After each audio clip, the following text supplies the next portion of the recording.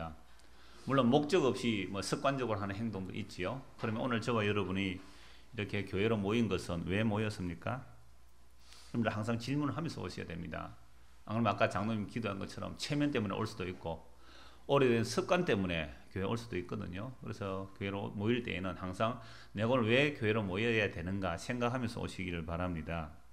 예수님이 이렇게 말씀하셨어요. 너희는 먼저 그의 나라와 그의 의를 구하라. 그럼 교회로 오는 사람들이 여러 가지 구하고자 하는 목적들이 있을 것 아닙니까?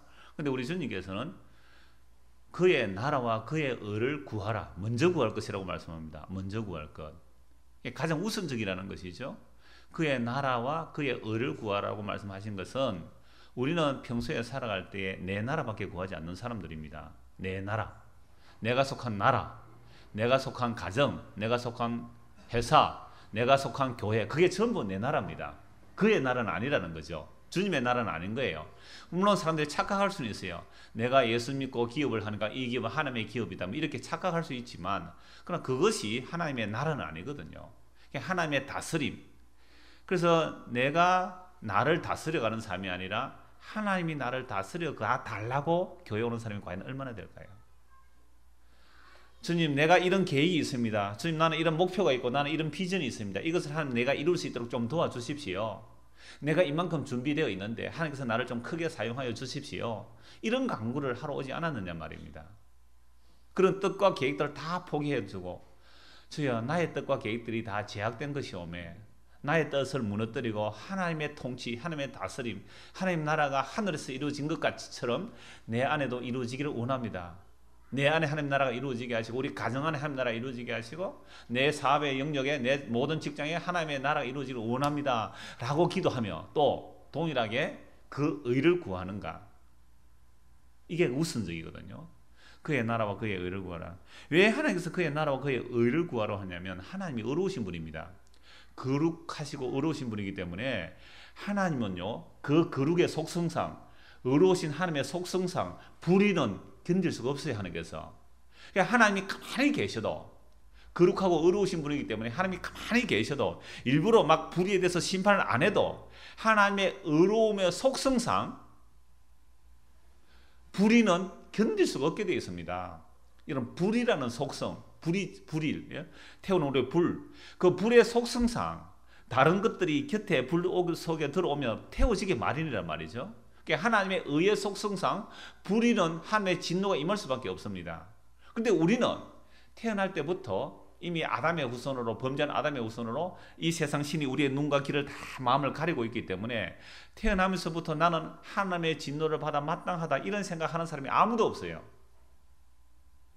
그러니까 교회 나올 때도 나는 하나님의 진노를 받아 마땅한 불의한 자인데 주여 이런 불의한 자에게 주의 의를 더디펴 주옵소서. 나는 의의 없어 못 살겠습니다. 하나님의 의로움을 나에게 더디펴 주옵소서 하고 교회 나오는 사람이 과연 몇 명이나 될까 이 말입니다. 우리가 복음을 듣는다 하고 교회를 오래 다녔다 했지만 정말로 오늘 여러분들 아침에 출발해서 물론 주일학교 교사는 더 일찍 나오십니다만은 여러분들이 10시쯤 이렇게 교회를 출발해 올 때에 나는 왜 교회로 가지? 물어보셨나요? 왜 우리 교회를 모여야 되는가? 나는 정말로 하나님의 의가 없으면 하나님의 진노밖에 받을 자일 수밖에 없기 때문에 나는 오늘도 하나님의 의가 필요합니다. 그 하나님의 말씀 속에 있는 하나님의 의가 다시 들려지기를 원합니다. 그 의를 좀 베풀어 주십시오. 과연 이런 자세로 나오느냐 이 말입니다. 그렇지 않거든요. 저는 대부분이 그렇지 않다고 봐요. 그래서 그게 세상 신이 우리를 유혹하고 눈과 마음을 가리고 있는 모습입니다. 그래서 하나님의 의의 속성상 의롭지 아니한 자는 하나님의 진노가 내리게 되어 있는데요. 이거 성경에서 한번 찾아봅시다. 로마서 1장입니다. 로마서 1장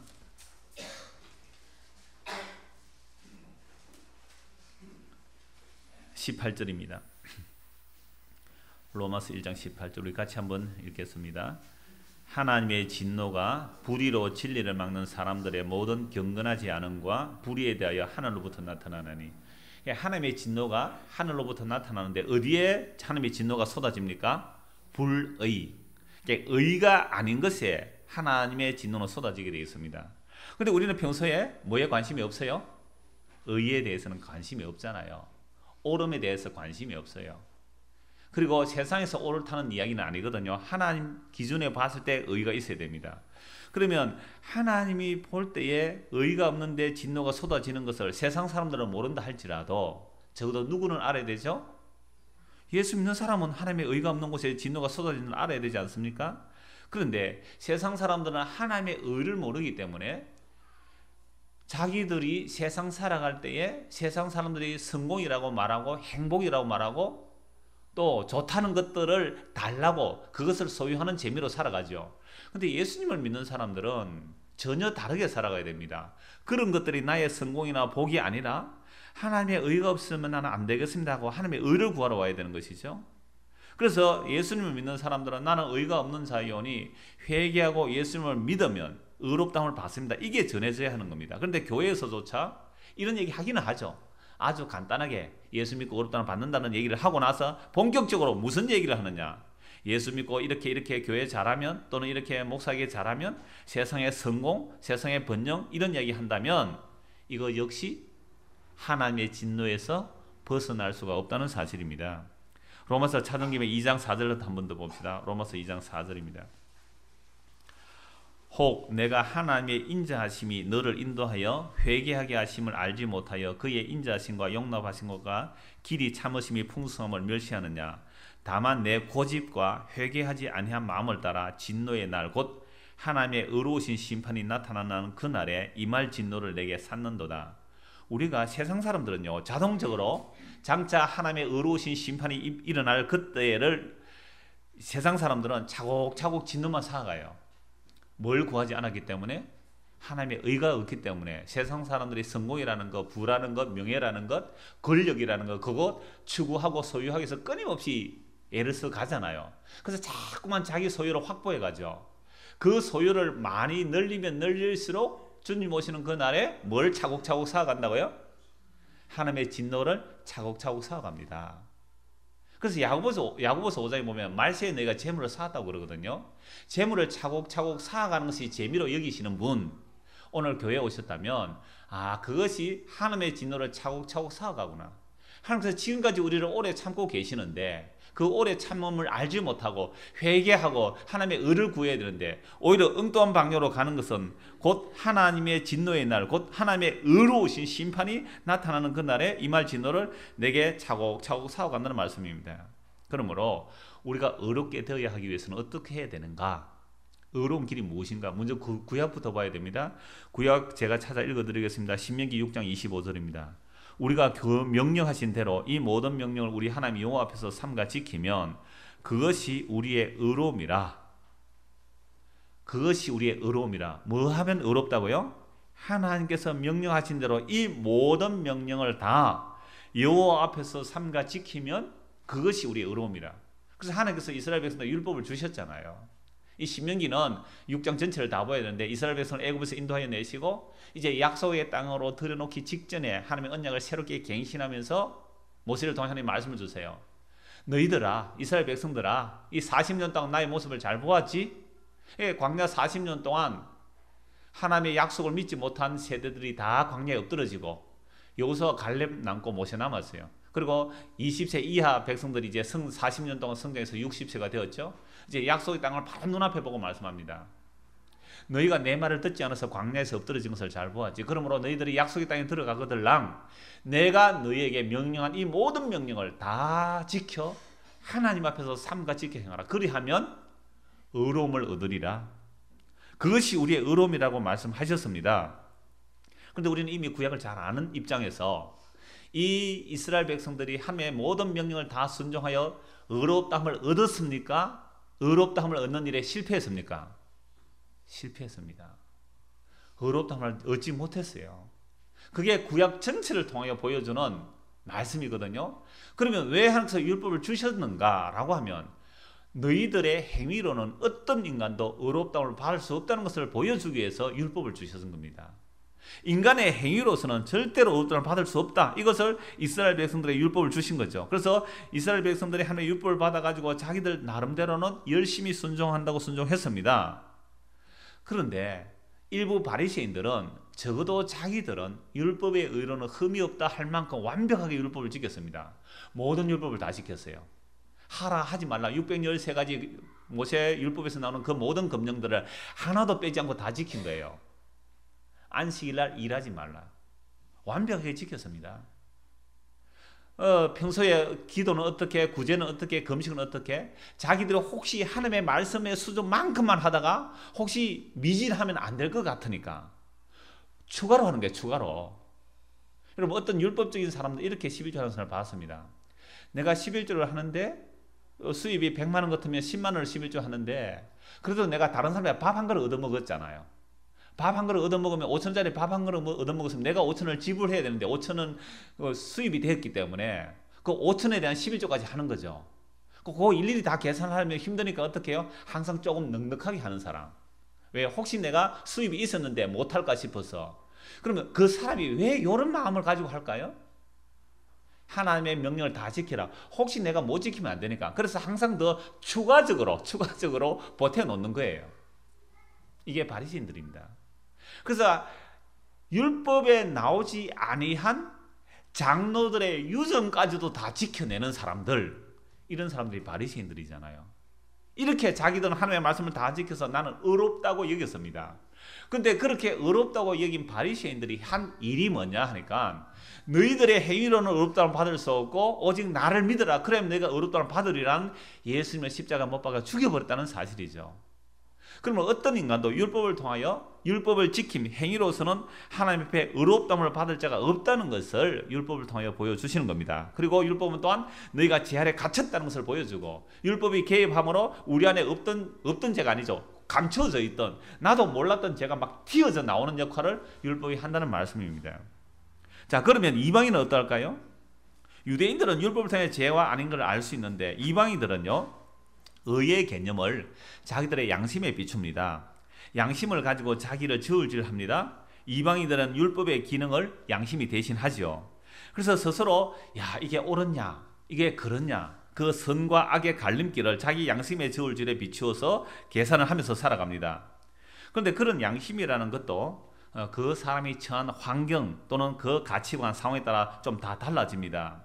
그렇지만 유대인이나 이방인이나 이미 아담이 선악을 따먹은 후손이기 때문에 스스로 선과 악을 결정하면서 악이 조금 많은 것 같으면 좀 더 노력해서 선을 조금 더 점수를 올리는 이런 방식으로 다 살아가요. 교회 나오는 사람이나 교회 안 나오는 사람이나 그래 니는 교회 가면서 착하게 살고 나는 절에 가서 착하게 살고 나는 성당에 가서 착하게 살겠다. 그러니 다 종교라는 그게 그거고 우리 다 착하게 살자는 것 아니냐. 그러니 우리 종교 간에 서로 대화도 하고 크리스마스가 되면 절에서 화환 보내고 또 석가 탄실 되면 교회에서도 저 절에다가 축하 이렇게 뭐 현수막 보내고 그렇게 서로 사이좋게 지내가자. 이 세상 역사를 보면 종교끼리 전쟁이라서 얼마나 엄청난 전쟁이 일어났냐. 그 십자군 전쟁 그 이후에 모든 뭐 장미전쟁 하는 것 없이 중세에 일었다는 전쟁들 한번 보십시오.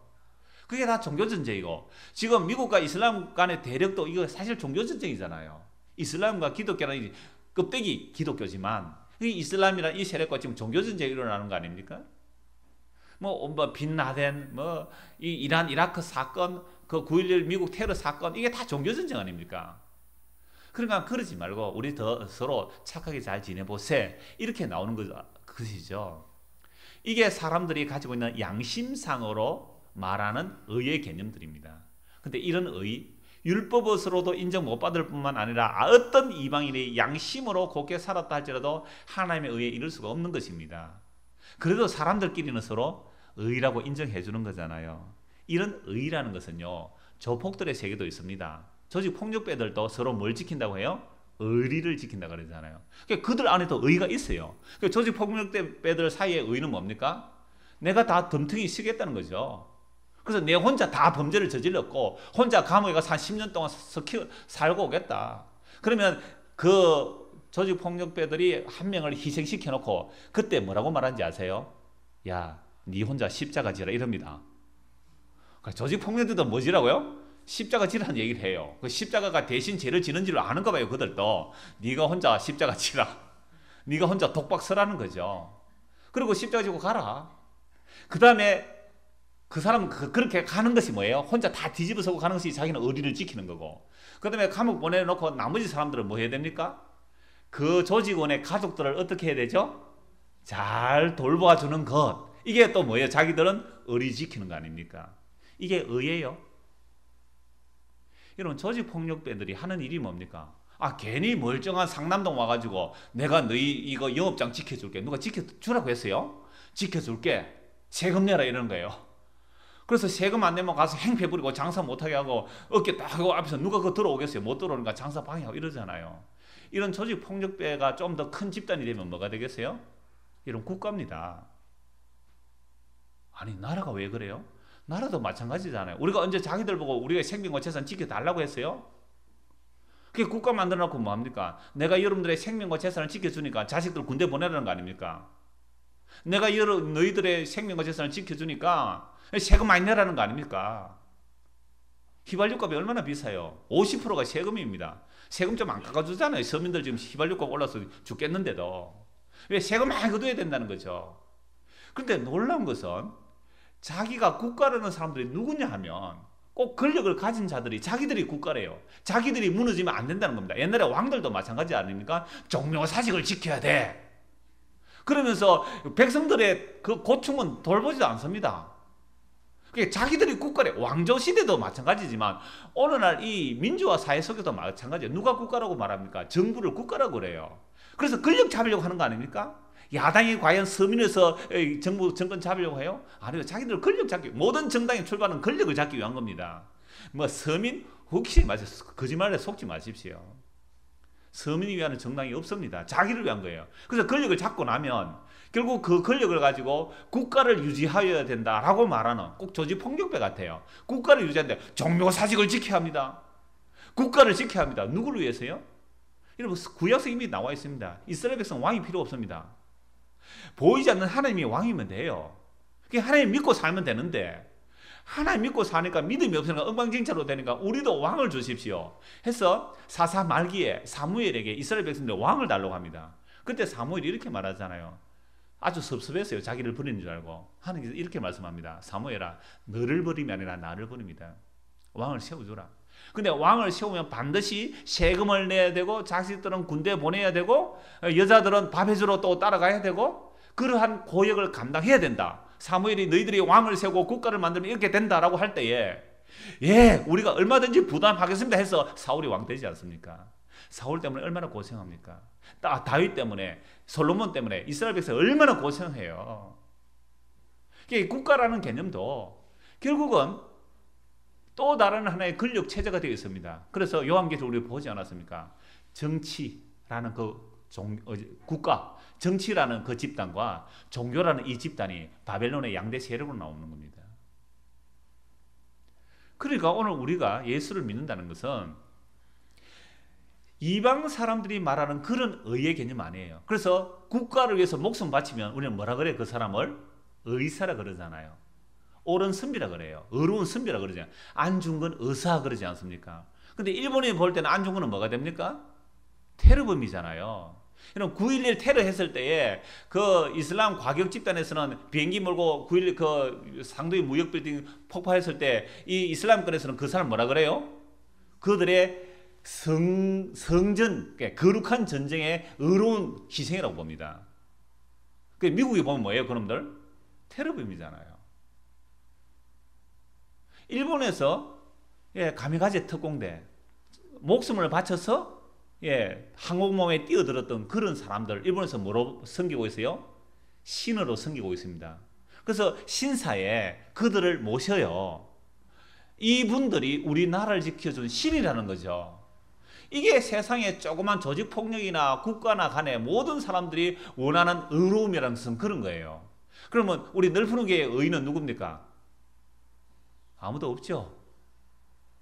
뭐 그렇게 목숨 바쳐 희생한 사람이 없기 때문에 뭐 집이라도 하나 팔았습니까? 그래 없어요. 여러분들 괜히 의인이라고 폼 잡지 마시고 아예 의인 안 되면 아시고. 그러니까 결국은 의라는 개념을 우리 입장의 의의 개념을 가지고 있으면 백날 죽었다 깨도 하나님의 의는 뭔지도 모른다 이 말이죠. 그러므로 이 모든 것들이 다 사실은 죄라는 겁니다. 그래서 로마서 3장에 보면 율법이 가입한 것은 모든 입을 막아버리고 하나님의 심판 아래 세우는 겁니다. 하나님의 정죄 아래 있게 하는 것이죠. 그래서 율법의 행위로는 죄를 깨달을 뿐이지 율법으로는 의롭다를 받은 자가 한 명도 없습니다.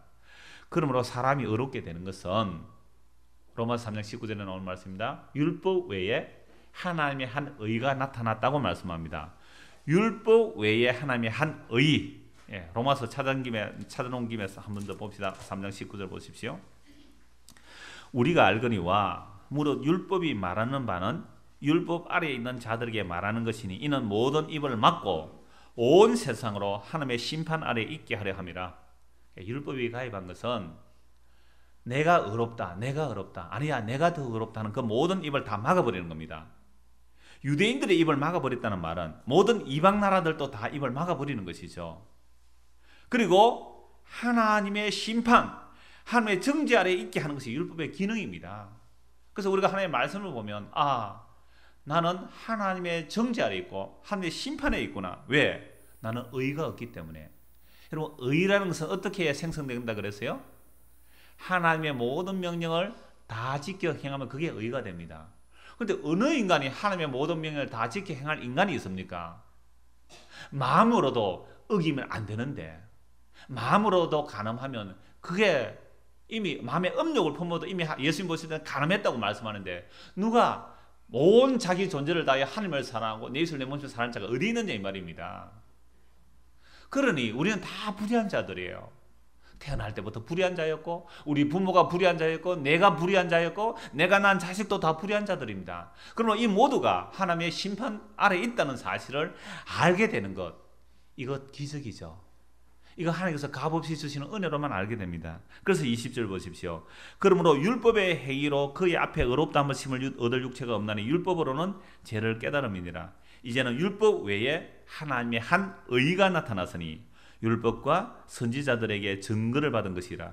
곧 예수 그리스도를 믿음으로 말미암아 모든 믿는 자에게 미치는 하나님의 의인이 차별이 없느니라. 모든 사람이 죄를 범하였으며 하나님의 영광에 이르지 못하더니 그리스도 예수 안에 있는 성령으로 말미암아 하나님의 은혜로 값없이 의롭다 하심을 얻은 자 되었느니라. 이 예수를 하나님이 그의 피로서 믿음으로 말미암는 화목제물로 세우셨으니 이는 하나님께서 길이 참으시는 중에 전에 지은 죄를 간과하심으로 자기의 의로우심을 나타내려 하심이라. 곧 이때에 자기의 의로우심을 나타내사 자기도 의로우시며 또한 예수 믿는 자를 의롭다 하려 하심이라. 그런즉 자랑할 때가 어디에 있을 수가 없느니라. 무슨 부분이냐? 행위로냐? 아니라 오직 믿음의 부분이냐? 이 오늘 우리 주일학교 오전에 또 이 말씀 같은 본문에 전했습니다. 하나님의 의는 율법 외에 하나님의 한 의가 나타나는데 어떤 인간의 의로운 행위로도 하나님의 의에 이를 수가 없고 오직 예수님을 믿음으로만 의롭다함을 받는데 이 믿음으로 의롭다함을 받는 것이 내가 믿어주는 행위가 아니라고 제가 거듭 말씀을 드렸죠. 내가 예수 믿어주는 행위가 아니에요. 내가 교회에 나와주는 행위가 아니에요. 내가 11조하는 행위가 아니란 말이죠. 내가 봉사하는 행위가 아니에요. 어떤 나의 행위로도 의롭다함을 받을 수 없고 오직 예수 안에 있는 그리스도 예수 안에 있는 속량 즉 하나님의 값 없이 은혜로 값없이 그 피로 우리를 속죄하여 주실 때 이것을 믿는 것을 믿음이라고 합니다. 물론 이 믿음조차도 우리에게 선물로 주시는 것이죠. 그래서 오늘 본문 말씀 16절을 봅시다. 오늘 갈라디아서 2장 16절 이 한 말씀을 위해서 지금 제가 한 20분 정도 이 말씀 한 절 때문에 이 말씀 드린 겁니다. 16절 같이 한번 읽겠습니다. 사람이 의롭게 되는 것은 율법의 행위로 말미암음이 아니요 오직 예수 그리스도를 믿음으로 말미암는 줄 알므로 우리도 그리스도 예수를 믿나니 이는 우리가 율법의 행위로서가 아니고 그리스도를 믿음으로써 의롭다함을 얻으려 함이라. 율법의 행위로서는 의롭다함을 얻을 육체가 없느니라. 율법의 행위로 의롭다함을 얻을 육체가 없고 이방인들은 아무리 양심 곱게 살아다 할지라도 그 양심으로 하나님 앞에 의롭다함을 받을 육체가 없습니다. 오직 우리 주 예수 그리스도를 믿음으로만 의롭다함을 받는데 바울이 왜 이 말씀을 또 하느냐 이 말씀입니다. 그 이유는 11절입니다. 게바가 안디옥에 이르렀을 때에 게바는 베드로입니다. 베드로를 예수님께서 원래는 시몬인데 게바라 반석이라는 뜻이죠. 그렇게 이름을 붙여주셨죠. 그래서 게바 또는 베드로, 게바라는 것은 아람어이기 때문에 게바라고 사용합니다. 또 헬라로 베드로 이렇게 말할 수 있죠. 같은 사람입니다.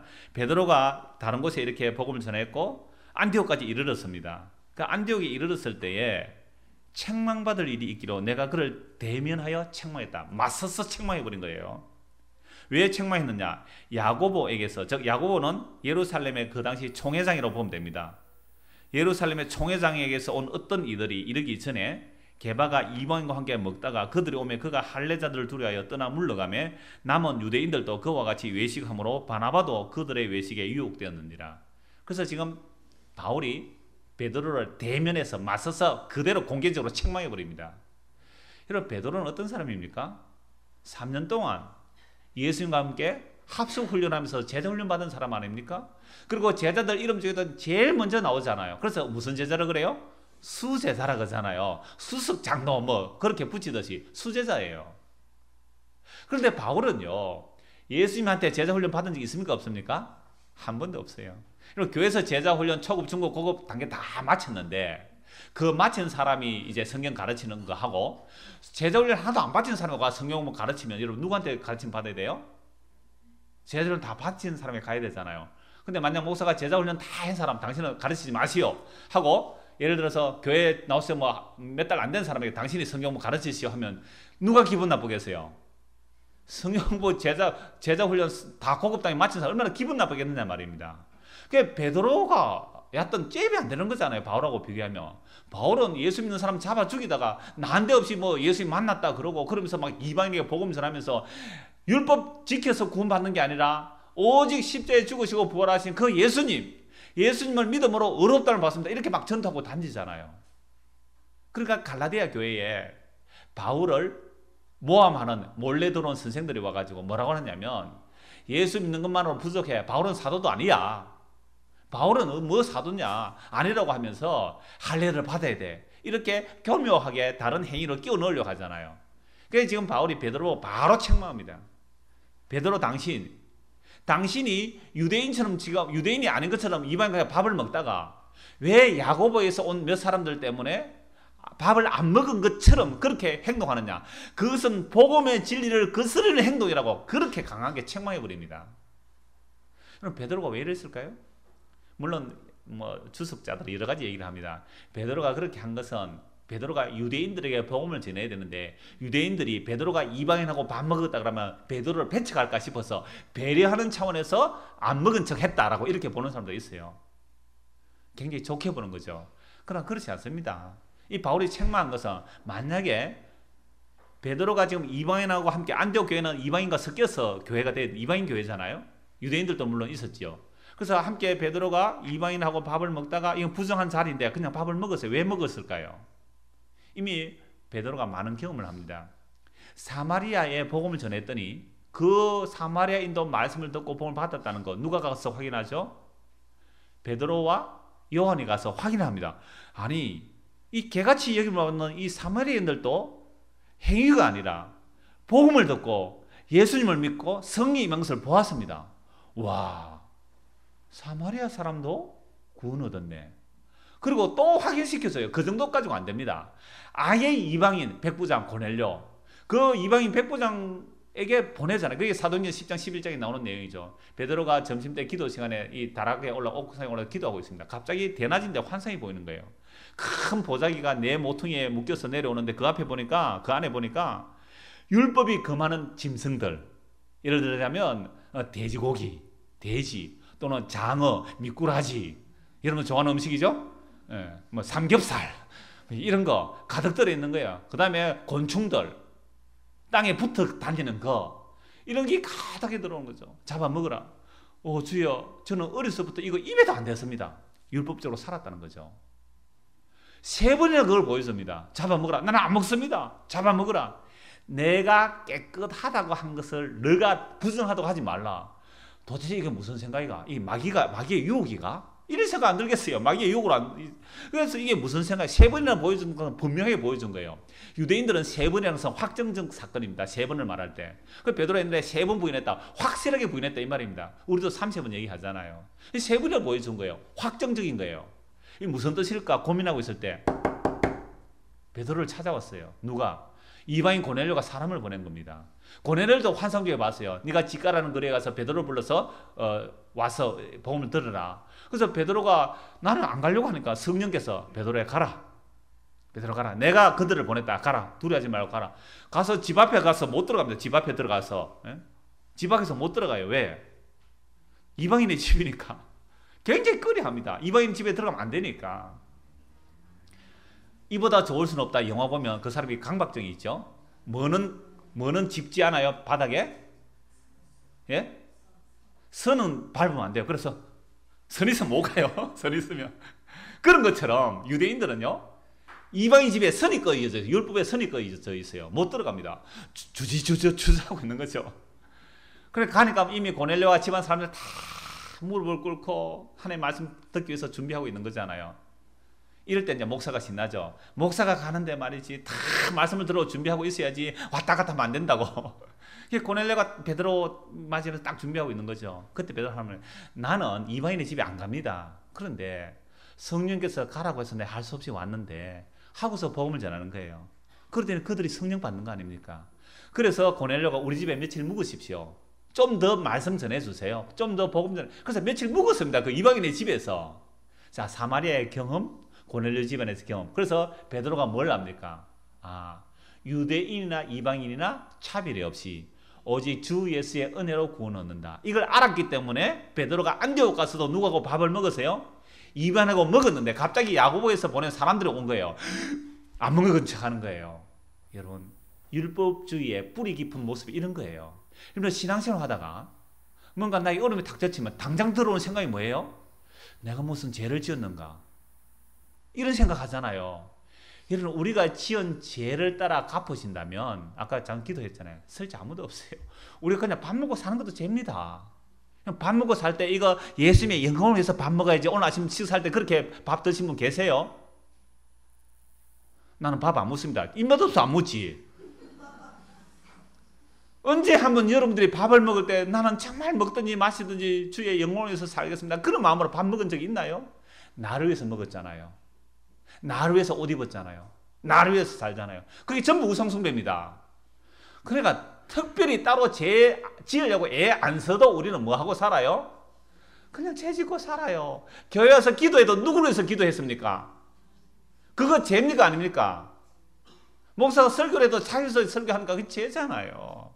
그러니까 따로 죄 지으려고 애 안 써도 그냥 죄인이에요. 그런 죄인인데 우리의 어떤 행위로도 어렵다는 받을 수가 없는데 그러한 뿌리, 그 죄 가운데는 또 뭐가 들어있냐면 아까 선악책이에요. 내가 여기에 선일까 악일까 자기 스스로 막 저울질을 하는 거죠. 여러분, 예수 그리스도 안에서 정죄함이 없어요. 예수 그리스도 안에서 정죄함이 없는 거예요. 근데 예수 안에서도 발발발 떨고 있는 그 모습에 베드로가 외식하는 거예요. 우리가 얼마나 외식하는지 아세요? 온갖 가면 다 쓰고 나오는 거죠. 그냥 외식하지 마세요. 그냥 나 이런 죄인 맞거든요. 그런데 예수님이 값없이 거저 주신 은혜로 용서받았습니다. 그래야 옆 사람하고 뭐 할 수 있다 그랬어요? 친교의 악수를 할 수 있는 거예요. 지난주 그거예요. 친교의 악수를. 얼마나 우리 속에 뿌리 깊은 율법주의의 모습이, 우리 행위주의의 모습이 베드로 안에 숨어 있는지를 봐라 이 말입니다. 외식이 있어, 외식. 바로 대놓고 책망합니다. 네가 복음의 진리를 거스리는 행동을 한다고. 그러니까 바나바조차도요. 바나바는 바울과 함께 사역했지 않습니까? 온갖 이방인의 지역에서 먹고 마시고 함께 그들과 함께 지내면서 그들에게 복음 전한 바나바조차도 베드로가 벌떡 일어나고 자기도 벌떡 일어난 거예요. 안 먹은 척. 그러니까 같이 유대인들, 예수 믿는 유대인들이 또 벌떡 일어나서 나는 안 먹은 척 하는 거예요. 여러분, 이런 행동 우리에게 나올까요? 안 나올까요? 나와요. 다 나온단 말이에요. 제가 어느 식당에 들어갔습니다. 근데 여러분들이 식사를 하는데 소주병이 놓여 있습니다. 그럼 어떻게 하겠어요? 흘러 숨기죠. 막 그냥 드세요. 어떻게 하세요 그거? 흘러 숨깁니다. 흘러 숨. 담배 피다가, 담배 피다가 제가 보면 안 피지. 그냥 피세요. 제가 그 봐줄 수 있습니다. 그런 모습이 나와요. 복음 진리에 합당하지 않게 한다고 마구 책망해 버립니다. 그래서 보십시오. 13절 남은 유대인들도 그와 같이 외식함으로 바나바도 그들의 외식에 유혹되느니라. 그러므로 나는 그들이 복음의 진리를 따라 바르게 행하지 아니함을 보고 모든 자 앞에서 게바에게 이르되 내가 유대인으로서 이방인을 따르고 유대인답게 살지 아니하면서 어찌하여 억지로 이방인을 유대인답게 살게 하려느냐 하였노라. 자 15절 우리는 본래 유대인이요 이방 죄인이 아니로되. 대단한 프라이드죠. 우리는 뭐라고요? 유대인이고 이방인들은 뭐라고요? 죄인인데 우리는 이방 죄인이 아니라 우리는 의롭다는 거예요. 그런데 이 의로움이 깨어지잖아요. 누구 만났을 때? 예수님 만났을 때. 그래서 그 모든 의가 깨어지면서 다시 16절 말씀입니다. 사람이 의롭게 되는 것은 율법의 행위가 아니라 양심적으로 살았다고 의롭게 되는 것이 아니라 오직 여기 오직 나오죠. 오직 예수 그리스도를 믿음으로 말미암은 줄 아는 거로 우리도 그리스도 예수를 믿나니 이는 우리가 율법의 행위로서가 아니요 그리스도를 믿음으로 의롭다함을 얻으려 함이라. 그래서 예수를 믿음으로 의롭다함을 받는데요. 요즘 많은 신약학자들이 이렇게 번역합니다. 그리스도 예수를 믿나니 우리도 그리스도 예수를 믿나니 이게 목적기잖아요. 예수 그리스도를 믿음으로 이렇게 말할 때 내가 주체가 되고 예수님을 목적으로 두고 내가 예수를 믿음으로 이렇게 번역하는 것이 아니고 예수 그리스도의 믿음으로 이렇게 나옵니다. 아예 주어를 바꿔버려요. 그래서 주격 소유격으로 주어 소유격으로 말해버립니다. 내가 주체가 돼서 예수를 믿는 게 아니라 예수 그리스도의 믿음으로 말미암아 믿게 되었다. 이 고백으로 이렇게 해석합니다. 이 부분을. 저는 그게 옳다고 봐요. 죽은 자가 어떻게 예수 믿을 수 있어요? 예수님께서 그 예수님의 믿음을 우리에게 부어주셨을 때 그래서 예수님의 믿음으로 믿게 되는 거죠. 그래서 믿음은 어느 누구도 자랑할 수가 없습니다. 오직 예수님의 은혜로 값없이 의롭다함을 받는 것이죠. 이것이 바로 바울이 전한 초대교회 복음이었습니다. 이 복음이 증거될 때 2세기, 3세기까지는요. 정말 핍박을 받았습니다. 유대인에게도 핍박받았고 이방인에도 핍박받았어요. 그런데 이 믿음으로 의롭다함을 받는 이 복음이 4세기 들어가면서 핍박을 받지 않습니다. 믿음으로 의롭다함을 받는 이 복음이 증거될 때에 믿음으로 의롭다함을 받는 자들이 얼마나 경건하고 거룩하고 어렵게 살았는지 그 타락한 이방인 도시 그 로마가 본받았어요. 이야 예수 믿는 사람 처음에 잡아 죽였는데 어떻게 저들이 저렇게 경건하고 사느냐. 로마인들은 도덕적 타락이 만연했습니다. 세계를 정복하고 부가 몰려왔으니까 이 로마의 자유인들은 손가락 까딱 하지 않고 먹고 마시고 즐기고 목욕 문화가 발달하고 제가 그리스 가보니까는 정말 그렇더라고요. 목욕 문화가 그 2000년 전에 목욕 문화가 대중탕이 얼마나 발달했는지 그 음란한 타락한 세상 속에서 로마 황제 콘스탄틴이 딱 보니까 예수 믿는 사람 잡아 죽였는데 그들은 정말 거룩하고 깨끗하게 사는 거예요. 일부 일처제로 바람피지 않고 깨끗하게 거룩하게 사는 믿음으로 의롭다함을 받은 자의 모습들이 그렇게 사는 게 보이는 거죠. 그래서 이 로마 이래 두다는 망하겠다 해서 기독교를 핍박하다가 공인을 해버립니다. 기독교를 인정하죠. 그 다음에 아예 나중에는 로마가 기독교를 국교화해버립니다. 이때부터 기독교는 타락합니다. 핍박받는 복음이 군림하는 종교가 되어버렸을 때 중세 천년 동안 완전히 캄캄한 어둠의 타락이 되었습니다. 그 타락의 가장 중심점이 뭔지 아세요? 행위가 보태져야 구원 얻는다. 로마 중세 천년의 타락의 이유가 인간의 행위가 보태져야 구원 얻는다 했을 때 교회가 타락했습니다. 오직 믿음으로 의롭다함을 받았을 때 이것이 핍박받는 종교였는데 핍박받는 복음이었는데 이게 군림하는 종교가 되었을 때 오히려 그 중세 천년 동안 오직 믿음으로 의롭다함을 받습니다라는 사람이 순교를 당하고 화형을 당했습니다. 그게 지금으로부터 464년 전 마틴 루터 10월 31일 내일입니다. 오늘이 종교개혁 기념주일이에요. 오직 믿음으로 의롭다함을 받습니다. 그게 어디에 나오는데요? 로마서 갈라디아에서 나오지 않습니까? 오직 믿음으로 의롭다함을 받고 그리고 오직 은혜로 구원받습니다. 그리고 그 모든 계시는 오직 성경뿐입니다. 교황이 아니에요. 전통이 아니라는 겁니다. 오직 성경입니다. 그래서 종교개혁의 모태가 오직 성경, 오직 믿음, 오직 은혜라는 거죠. 그런데 오늘 한국 교회가 종교개혁 약 500년이 지나면서 다시 가톨릭화되고 있습니다. 목사들이 희한한 가운들을 입고 나옵니다. 물론 단장하게 보이기 위해서 입고 나온 것에 말릴 의미는 없습니다. 그러한 의식화되는 가톨릭화되는 것들이 얼마나 많은지 몰라요. 그런데 더 교묘하게 들어오는 게 뭐냐?